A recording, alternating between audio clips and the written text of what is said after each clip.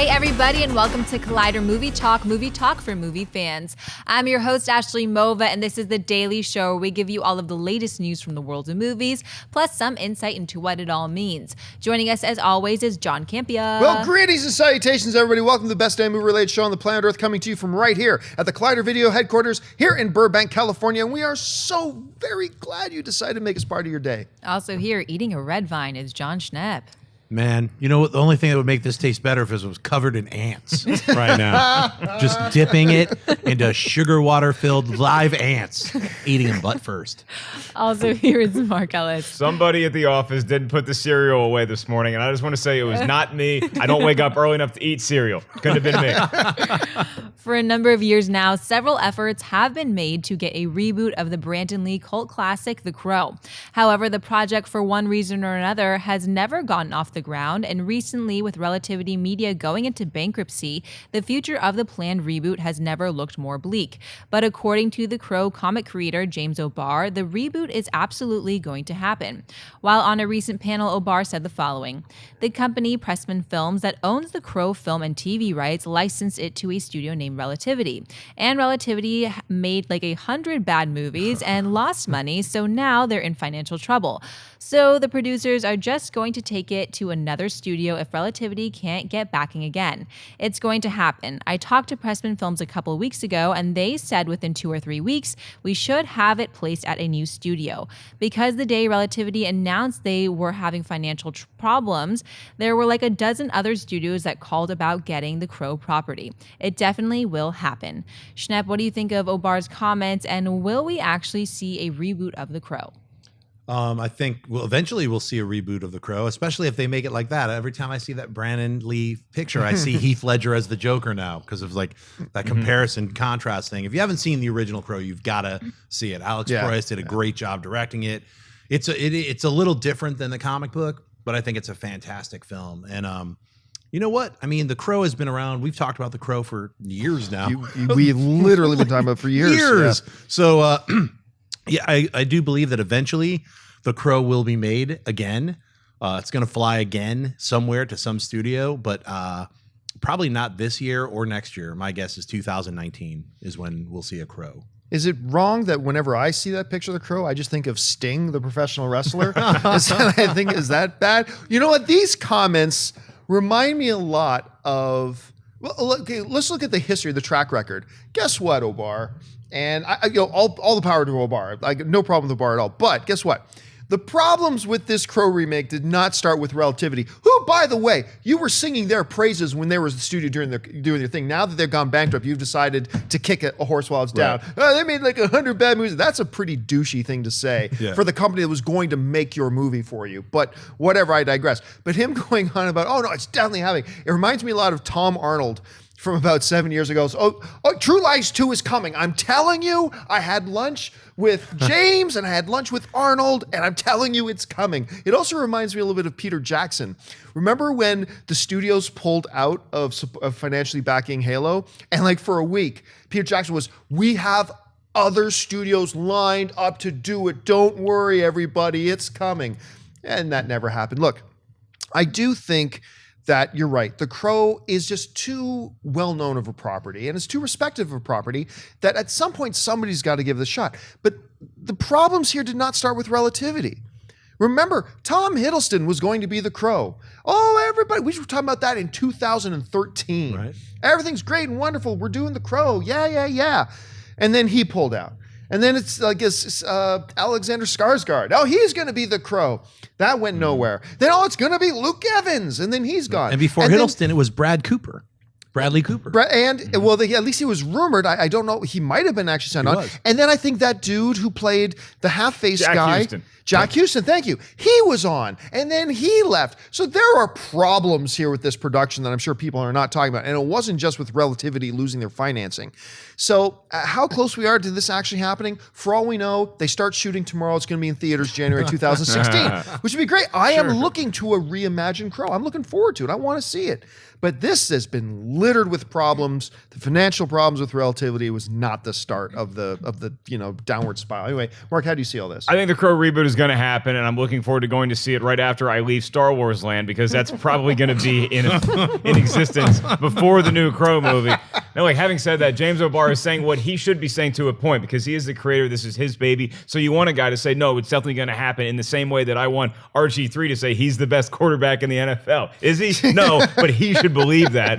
However, it gets to a point when you're using hyperbole a little bit too much. It's like saying Relativity's made like 100 bad movies, and then as soon as they were in financial trouble, about a dozen studios called you that day when they heard about Relativity. And by the way, if Relativity made 100 bad films, then they weren't making good decisions at the same time they picked up your property. So don't crap on the studio that much. Having said all that, they made 100 bad films in a row, and they were about to do mine. That's right. We were about to be 101, man.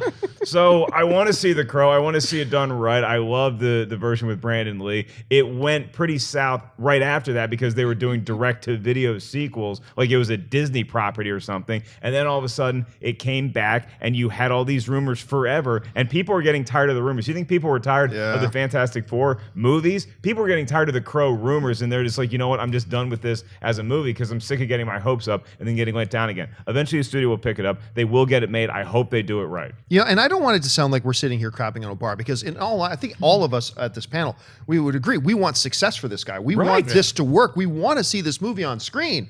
It's just let's stop talking about it and let's just see it. You know what I'd say too is like, and this happens a lot with comic book creators. They're not making the films, so they're not responsible for the films. Like Rob Liefeld has for years talked about a Youngblood movie that still has never manifested. It's just gone from no. I heard him say it's definitely going to happen. That's right, just last week. But then at the same time, he's been talking about a Deadpool movie forever, and then this really didn't even have anything to do with him. Either the machinations of who were making the trailer, they released it, and now it's a movie. So he's got a Deadpool film happening. That's a character he created. So, I mean, these things do happen, but usually it has nothing to do with the person who did the comic book. They just have to kind of wait till a production company actually makes the film. Usually that's how it works. So I know O'Barr is more involved with this Crow. Yeah, he is. He's always stayed very involved. Yeah, so especially with this newer version, he's like, this is going to be the closest to his comic book ever made. So that's why I think he's taking it a little more personally, because he was probably on, at least on the, not the set, but the pre-production, he was very involved in that. So to see that crumble, I can see why he would make these sour statements, but All right, what's next? From Thor to Receptionist. As many of you know, actor Chris Hemsworth. As many of you know, actor Chris Hemsworth is currently shooting the new upcoming Ghostbusters film, in which he will play the receptionist for the all-female team. However, a new image has appeared online with Hemsworth in the new Ghostbusters jumpsuit, which may suggest he'll be more involved in the film than first thought. Ghostbusters hits theaters on July 15, 2016.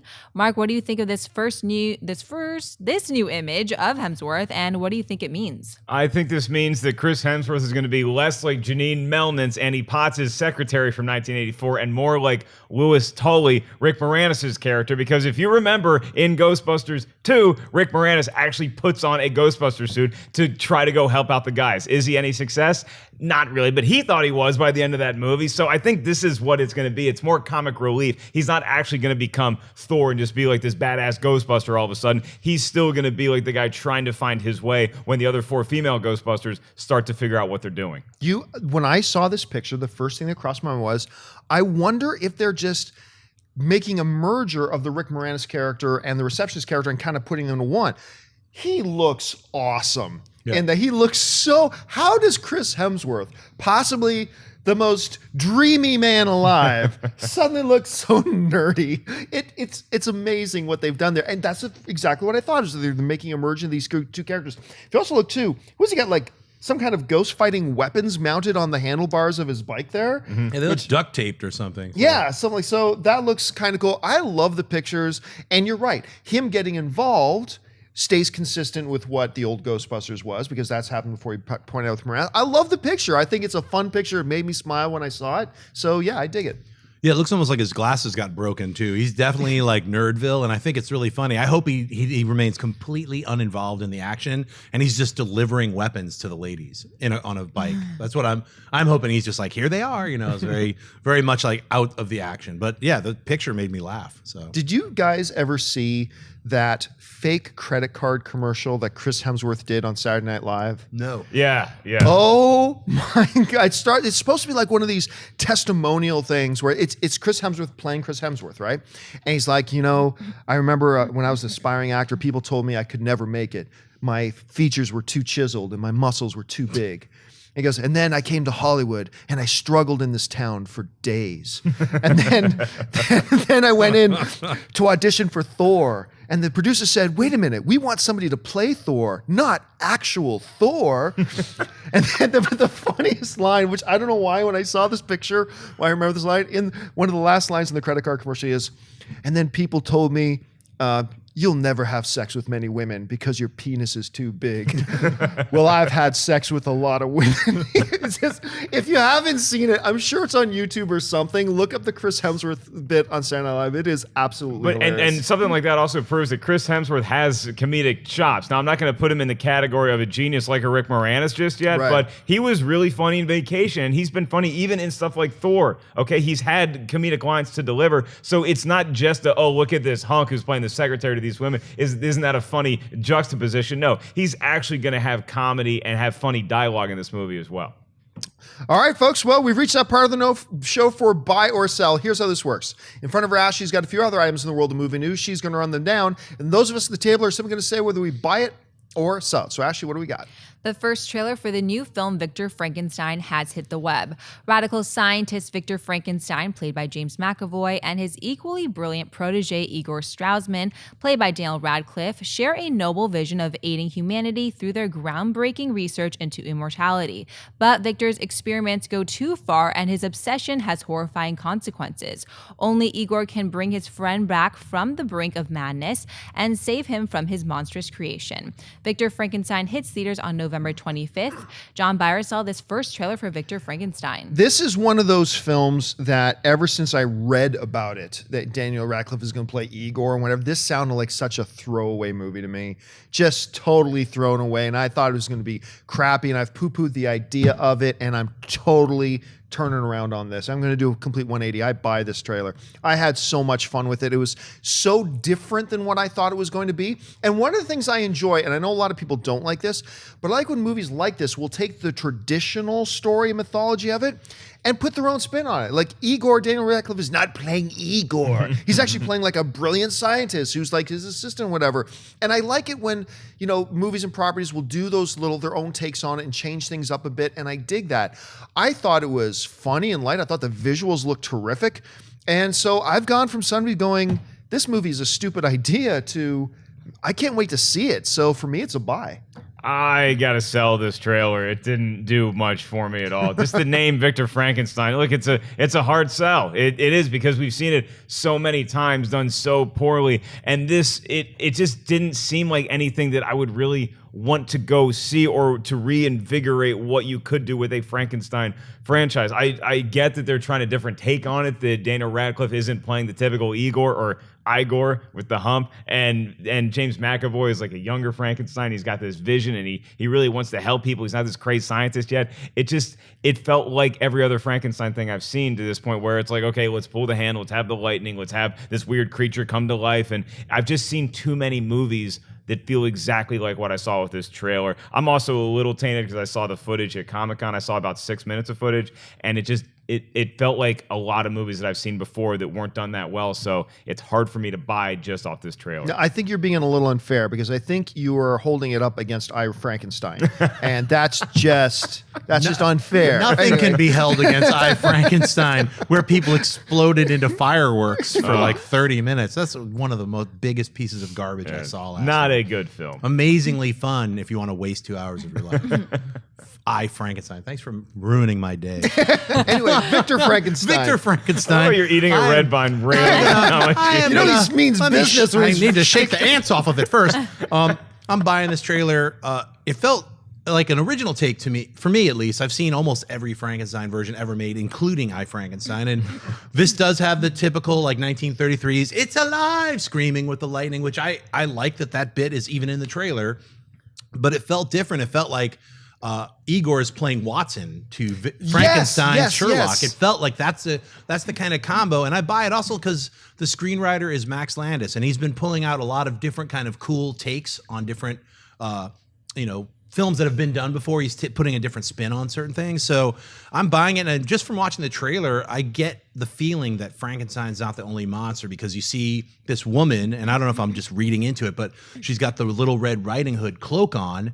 And I get the idea that there's a werewolf in there, because they're saying the creatures, there's more than Frankenstein is my guess. So I wonder if it's a mixing of a lot of different mythology as opposed to just the Frankenstein Mary Shelley book. So I buy it. I'm looking forward to a serious, fun horror film with this. If you put a Frankenstein thing on the poster, then I'm probably going to go see it opening weekend regardless. I hope it's good. It just, the trailer didn't do it for me. The monster looks really frightening, though. I mean, I thought... Did we get a really good look at the monster, though? Only from the side, but it looks creepy and like a mishmash of parts. That's what I like. Like I Frankenstein was. Well, hang on a second. Let's not keep comparing it to I Frankenstein. I think it looks a little different. All right, what's next? I will eat more red vines if it's like I Frankenstein. Get ready to bust out the Scooby snacks, y'all, because Scooby Doo is coming back to the big screen yet again, this time in his original animated form. Warner Brothers has announced that a new animated Scooby Doo film will hit theaters on September 21st, 2018. The film will be produced by the live-action Scooby Doo producers Charles Roven and Richard Suckle, and Fantastic Mr. Fox producer Allison Abadi. Schnepp buyers sell a new animated Scooby Doo movie. I'm going to sell it strictly for the reasons that them saying that it's going to be animated. Like they just put out a Scooby Doo meets Kiss. I don't know if you saw that at Comic-Con. There was like an actual panel that Kevin Smith was like, therefore like 4 people Didn't showed they do up. Scooby Doo meets Kiss like in the 80s, in the early 80s? I don't think Scooby Doo ever met Kiss. I think that was a little too non-kid friendly. Scooby Doo hung out with other 60s bands, but this would be the is first brand time new that it he just hung out it's with out. Kiss. You can watch it right now on like Netflix or whatever. It's like Scooby Doo meets Kiss, and I don't get what they're talking about when they say we're going to do a brand new animated film. It's like they've been doing these horrible animated films every year, like 1 or 2. So unless they're like upping their game and like this is going to be really well animated, or well, this is one we're actually putting together to be a theatrical release. right, we're actually putting some effort into it. I don't really get like the sell or the buy on this. I completely sell it. It's like for me, I grew up watching Scooby Doo, and I liked the horrible cycles and if it wasn't for those damn kids, it's like, I don't ever need to see a new version of that. They already did the movie versions, and the first one was okay. The second one was like, eh. So, for me, it's a sell. I got to sell it too for a couple of questions where, look, you did the live action ones, and when was the first one? Like 2002 or something like that? Early 2000s. They did that when, okay, you're on the outset. There's still people watch Scooby Doo when they were younger. You got something, and it made it wasn't a monster hit, but it made like $275 million worldwide. But then the nostalgia was gone. Then they put out Scooby-Doo 2. It dropped almost $100 million. They went down like $180 million. For the second one, they just realized, oh, okay, nobody's really into this. And they killed it. Now today, fast forward 13 years later, who grew up watching Scooby-Doo that's... I think our generation might be like the last generation that we actually grew up watching Scooby-Doo. Right. I don't know that people much younger than us grew up watching Scooby-Doo. Could there be a little bit of man from Uncle-ism in here? Like, I just don't understand. Like, isn't that... How dare you compare Scooby-Doo to the man from Uncle? I've never heard of the man from Uncle before the movie came out. I know who Scooby-Doo is, okay? I just don't see, in a market that has... excellence from people like Disney Animation and Pixar and DreamWorks cranking out some really good stuff now and again. I just don't see the place for Scooby-Doo. Hopefully it comes out and we're all going, holy crap, that was awesome. But I don't get it for now, so for me, it's a sell. Well, Smurfs made money when it was just, that awful movie, which was the Smurfs and live action. But it hadn't been done yet. But Peanuts is also coming out, and I think Peanuts is just as known a property as Scooby-Doo, right? Point. I mean, people know, Good point. And I think maybe the producers of Scooby-Doo saw Peanuts and that trailer and how it looked, and that you can update it and still have that classic feel. I hope that's what happens with this Scooby-Doo. If that's the case, I'm definitely going to buy it because Scooby-Doo is a well-known enough property. I think kids still watch Scooby-Doo today. If I'm not sure what. I don't know if there are Saturday cartoons anymore. I think but you can buy like the DVDs and stuff, and parents will inundate their kids because parents grew up with Scooby Doo, so they want to download that onto their kids' heads and be like, no, look, you need to watch this dog who talks and his stoner friend, and then 3 other weirdos, and they're all going to run around and solve mysteries from the comfort of their van. It's a fun premise. You can read their mystery van. Not the way you describe and it. they're making it sound really creepy.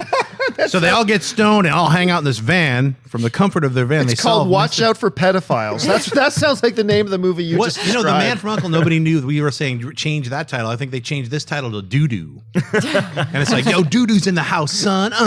Double D. Doo Doo. Didn't they kind of do that with Scrappy? Oh, they did. I think they did do that with Scrappy. I'm a little bit younger than you guys. Do you guys remember the introduction of Scrappy? Because Scrappy Doo was just always in my consciousness, so I never had any animosity towards him. I thought he was just like a scrappy underdog. Did you guys hate the introduction of Scrappy Doo? I don't remember. I don't remember the introduction to Scrappy Doo, but I remember when everyone else, because Scrappy Doo was a success, they had Plastic Man had Plastic Baby, and Werewolf had Baby Fang, and Godzilla had Godzuki. So I remember that, and that was like always annoyed me. Why is the little kid, little version in there? I hated that. Do any of you remember that opening theme song to that cartoon show? Because the Godzilla cartoon show, totally going off on a tangent. That Godzilla cartoon show, it would have this really powerful vocals. It's Godzilla, dun dun dun, and then Godzuki with little tinkering sounds. Seriously, like dude, with this little baby dragon dinosaur flying. I know what I'm YouTubing as soon as we stop rolling the cameras, and you'll hear it exactly like how we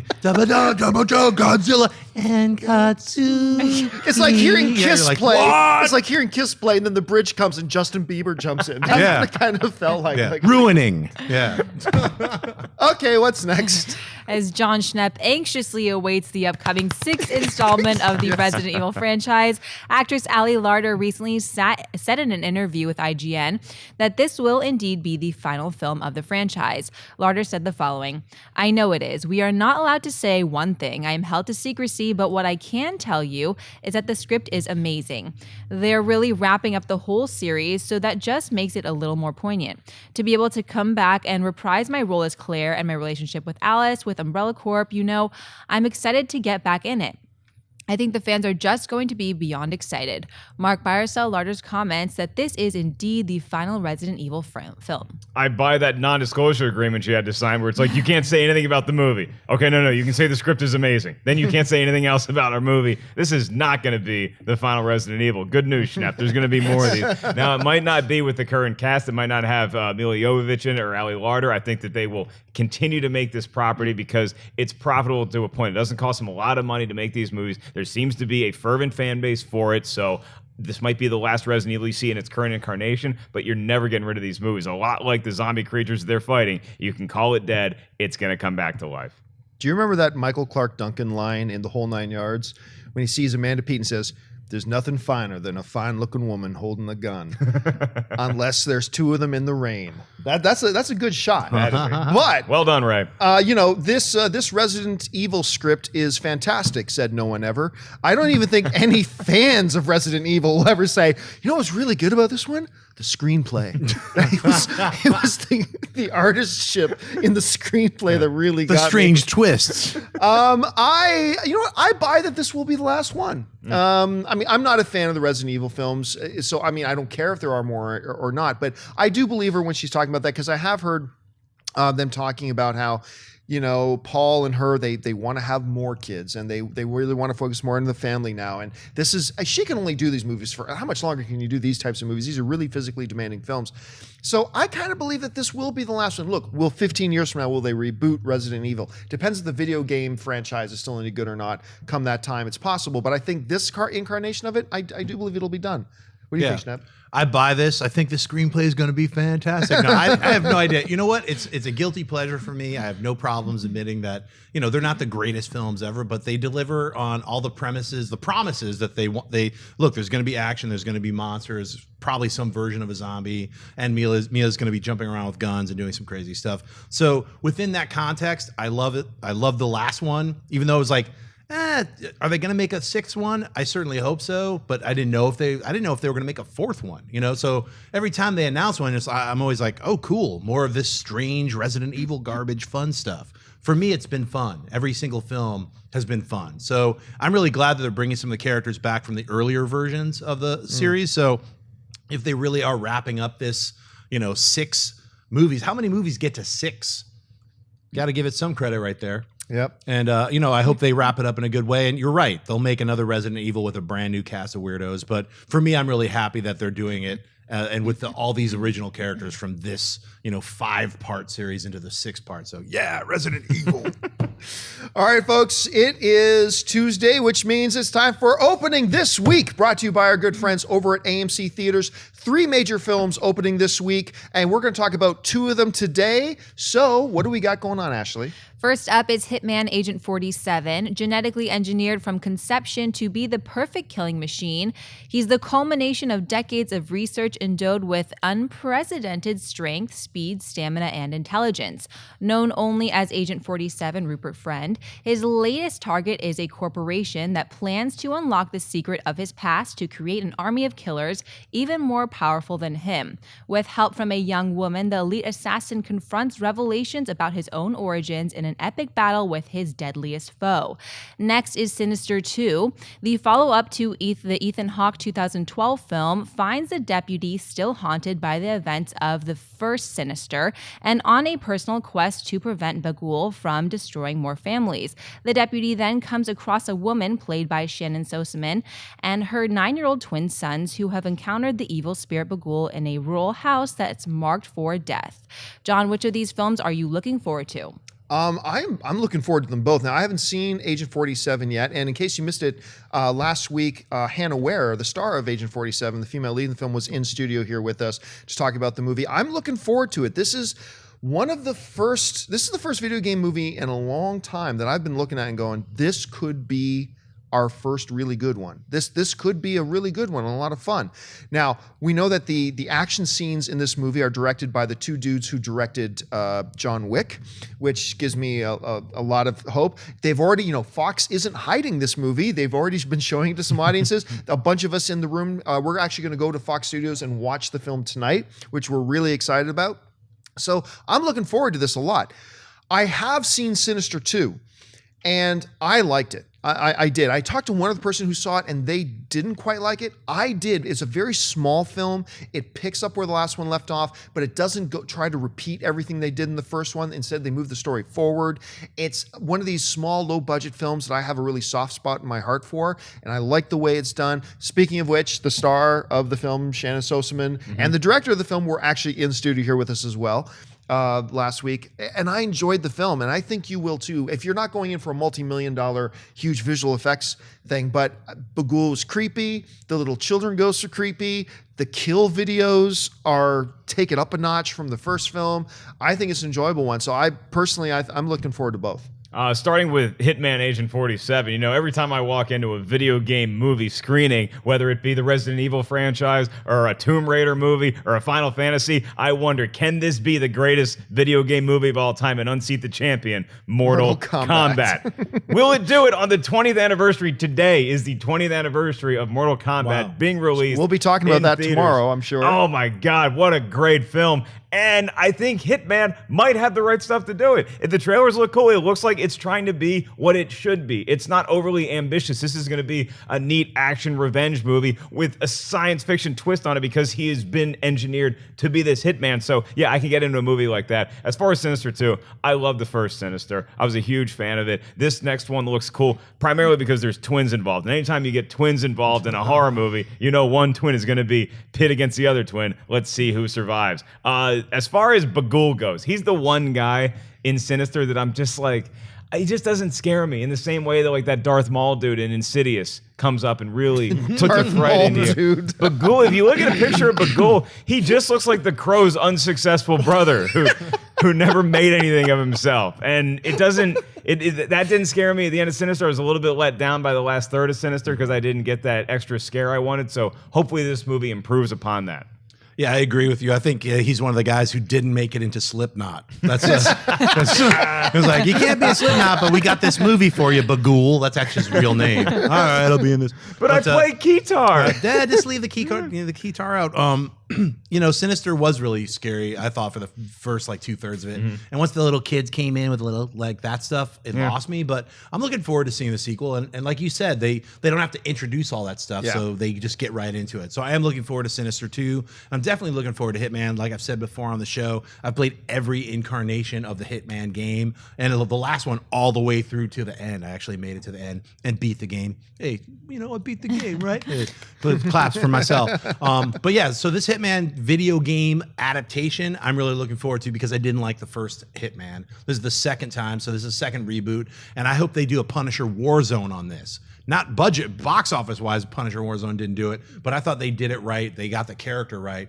Frank Castle in the second Punisher I like movie. the second one. So hopefully they do that with this, and everything from the trailers that I've seen, I'm excited to see the film. So I'm really looking forward to it. It was the third Punisher movie. Dolph Lundgren played the Punisher in Yes, 1989. the first time. Oh, you're right. Duh. I always discount that one. You cannot make these mistakes on Thursday. I've always feel wanted so a bad. shared universe movie with Dolph Lundgren's Punisher and David Hasselhoff's Nick Fury. Wow, that would be amazing. That would have been an amazing That would be film. incredible. They should still. You can still make it today. And have to Lou fight Ferrigno, Kiss. Lou Ferrigno as a Hulk, Lou Ferrigno as Hulk, and what's his name, Hammond as Spider-Man. Just get all those TV guys, all throw them together, man. Perfect. That'd be amazing. All right, folks, listen, before we get to Mailbag, we just this week had the awesome opportunity to have the star of TV shows like The League. He appeared in The Office. He was unforgettable in I Love You, Man. And now he's got a new comedy special with his buddy Paul Scheer. Rob Huebel was in studio here to talk about this new comedy special they have coming up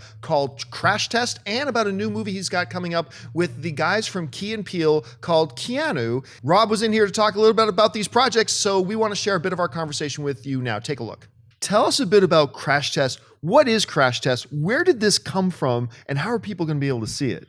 Yeah, well, this was an idea that Paul and I had. Paul Scheer and I do a show at UCB at Upright Citizens Brigade. Right. We came out of the New York UCB, and we've hosted this stand-up show for a long time, like on Monday nights, for years. I feel like for I don't even know how long, like about 10 years. And we always started joking around about how it would be really fun if we could take the audience from the show, leave the theater, and like we just thought it'd be fun to put them on a bus and drive around LA.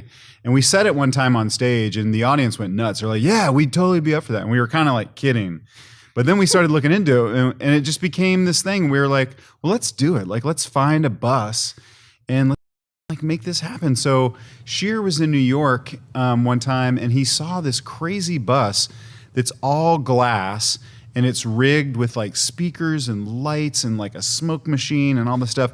And the audience or the passengers on the bus, they sit like an audience. They sit like in movie style, like movie theater seats. Right. So it's like and they're facing So like that picture right That's there, right, that's facing right. out the so bus. they're facing out on the street, and so literally just the sidewalk becomes the theater, for these dummies on the bus. And so I say they're dummies because they spent like 8 hours on the bus with us. They didn't really think it through how long it was going to take. But yeah, so they Scheer saw the bus in New York. And we made arrangements for them to drive it across country. So that took like, I don't know how long, and I don't know who drove it. That's another weirdo documentary in and of itself, driving that bus by yourself. But so the guy drove it out here, and then, so we just set it all up, and we called all of our comedy friends, and we basically just said, hey, we're going to do this one crazy show. It's going to be one night. It's going to be live. We're going to shoot it like a documentary.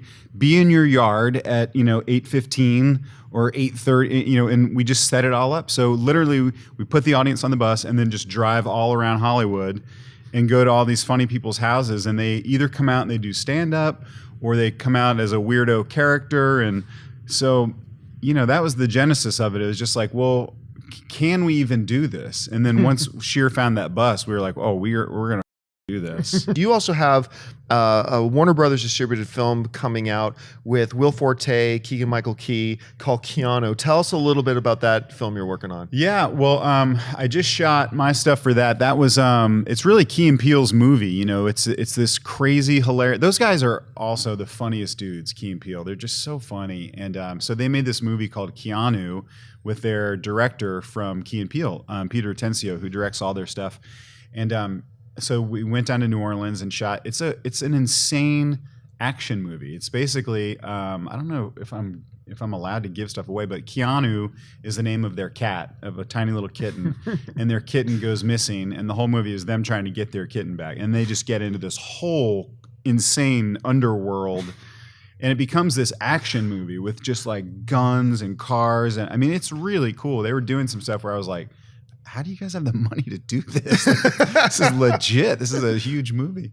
All right, folks, we've reached that part of the show now for Mailbag. Listen, if you've got a topic or a question you'd like addressed on the show, just email us anytime at collidervideo@gmail.com. So, Ashley, what's in the mailbag today? Darth Invincible writes, "Hey guys, great show. I never miss it. I recently saw some of the fan art for Ronda Rousey's bid to play Captain Marvel, and they were actually quite stunning, and she definitely fits the build. Only issue is Homegirl just cannot act, but then I thought neither could Channing Tatum until a few years ago. My question is, do you think given enough experience with her upcoming film projects, she may be ready to put on a decent enough play for the role? Keep up the great work." First of all, speaking of fan art, yesterday we asked people to send us pictures of Fantastic Four and where to find them. And I got so many of you guys to send us your fan-made posters.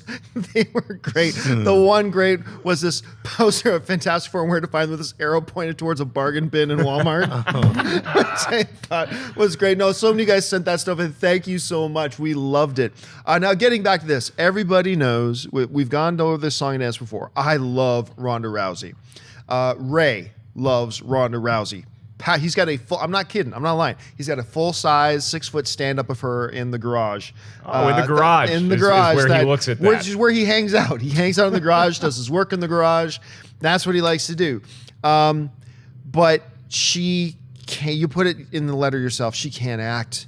She can't act at all. Now, you do bring up a good point. You bring up, Channing Tatum at one point couldn't act. Yes, but it took him years and years and years to get better and better and better. What we've seen Ronda Rousey do right now is appear in Furious 7 and was as charismatic as a shoebox. I mean, she was just awful. I'll never say that to her face. She deserved an Oscar for that movie. She just, and the fact that she's going to be starring in her own biopic is just a horrible idea. Can she get there? Yes. Yes, I think with enough training and the right people and all that kind of stuff and the experience, I believe she can get to the point where she can be a serviceable actress. I do. But at this point where she is not an actress and she cannot act to save her life, to talk about giving her a superhero franchise to put on her shoulder, why? Because she can look like it? I've never understood movie fans' obsession with, oh, that guy looks like he could be that part, therefore that's it. Like, I remember when Willem Dafoe, when they were going to do a new Batman movie, everybody said, oh, did you see that one Photoshop where somebody did Willem Dafoe with Joker paint on? He looks just like Joker. He should be the Joker. I've never understood that if it looks like him, that's the right thing. Hugh Jackman looks nothing like Wolverine. Nothing like Wolverine. And yet, there he is. He's Wolverine, and that's what we envision Wolverine being now. Whether they look right for the part, and yeah, look, especially that second one in, that looks fantastic. It really does. But who cares? That's completely irrelevant. Whatever actress they get and put in the Miss Marvel role is going to look fantastic. So let's not get hyped up about this. 5 years, 10 years from now, let's talk about her leading a real film. Until then, let's just enjoy watching her be the best, most dominant combat artist of all time. Anyway, Mark, what do you think? I think people want to envision her as Captain Marvel just to give her a challenge because clearly nobody else in the UFC is doing that right now. I don't think that she's ever going to get to the level that you would need for somebody like Captain Marvel, because you can say what you want about Channing Tatum early in his career. He was still an actor. Wasn't a very good actor, but he was still an actor. She's not an actress. Like, that's not her background at all. She's a fighter. That's what you do. It's very hard to totally make that transition. At least Channing Tatum grew up wanting to be a performer. She's a fighter. That's a very different thing. I know that it would make great action sequences, but you can cast somebody who can act as Captain Marvel, and then you can have her do the stunt choreography. You can have her be the stunt woman for it. I just don't see putting her in her own biopic is one thing, because she knows that character. That's the one character she might be able to play, which is why I endorsed it when I heard about it on the show. Is like, let's see if she can act, because if she can't play herself well, she certainly isn't going to be able to play Captain Marvel that well.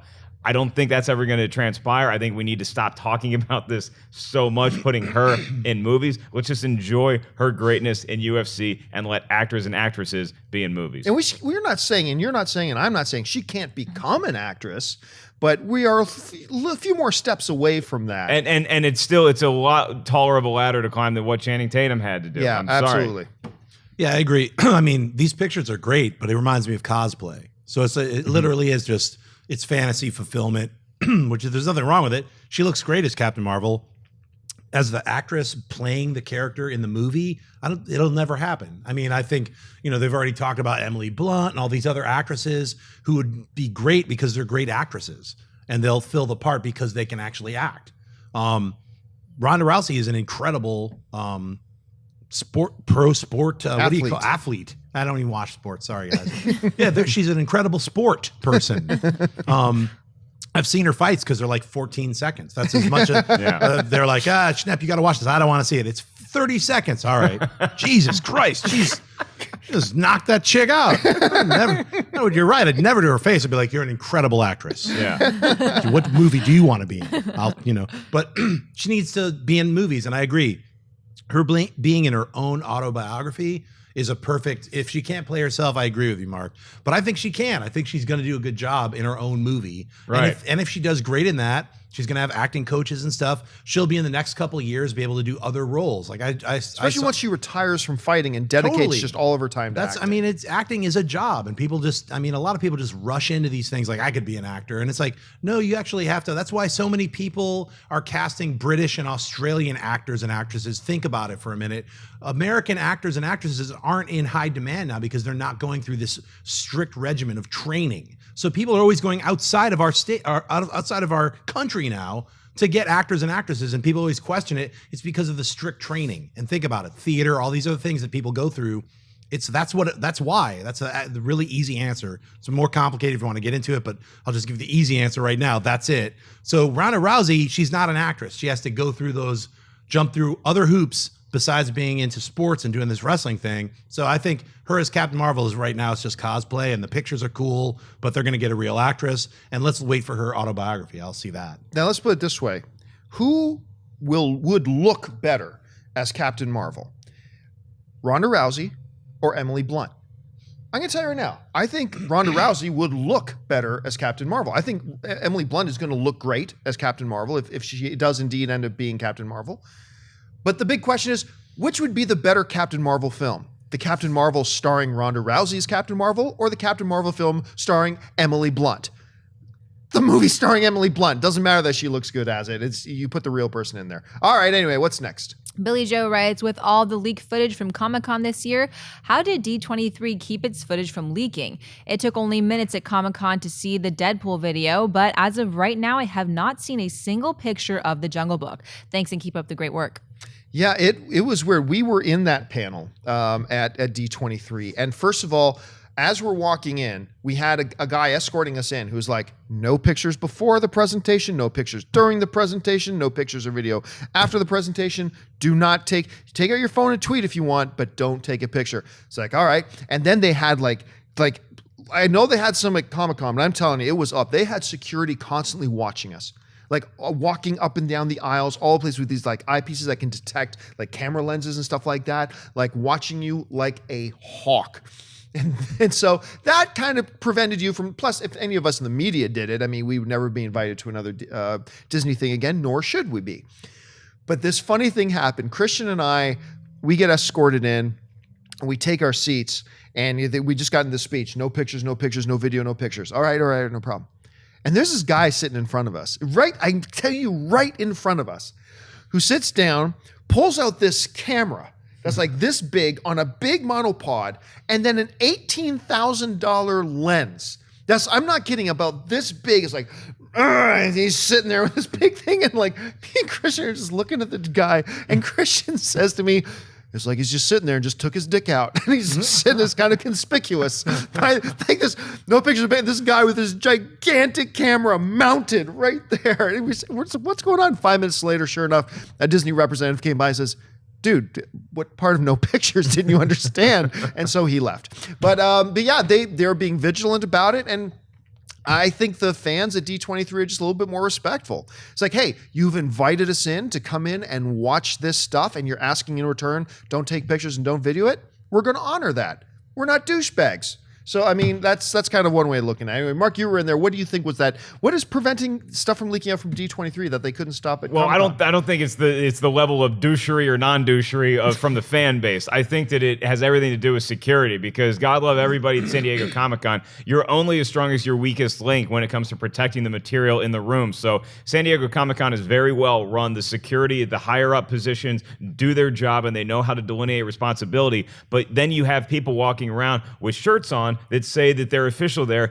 and they tell you 10 different things about what's legal and what's not legal. At Comic-Con. Yeah, at Comic-Con. So it gets very right. jumbled, and they just don't seem to be, as what you said, vigilant. You go to D23, it's an entirely different scenario. It's like they hired the Expendables to be security there. I think I saw a couple Predators being invisible, ready to kill anybody that tried to take a picture, because you're right, they had the infrared. Everybody was walking around. They just cared about protecting that more than they did at San Diego Comic-Con. And it's not a matter of size, because San Diego Comic-Con, I think Hall H fits about 6,000 people. This D23 hall fits 7,500 people in there, and I haven't seen a leak from the Jungle Book yet. So kudos to them. Kudos to Disney for protecting their properties as much as possible, and that's who all these other studios should put the pressure on next year in San Diego to say, look, we don't want our stuff to get out, and in order to do that, we're willing to help pony up cash or whatever it takes to get real security in there to make sure it doesn't happen. You know, at some point, Disney is just going to flat out pull out of Comic-Con. And when you go to D23, you go, yeah, and now I get why. D23 was so much better run. It was, and everybody was super helpful. All the staff knew exactly what they were doing, and nothing felt chaotic at D23. And yet the numbers were there, huge numbers, like 7,500 people in that room.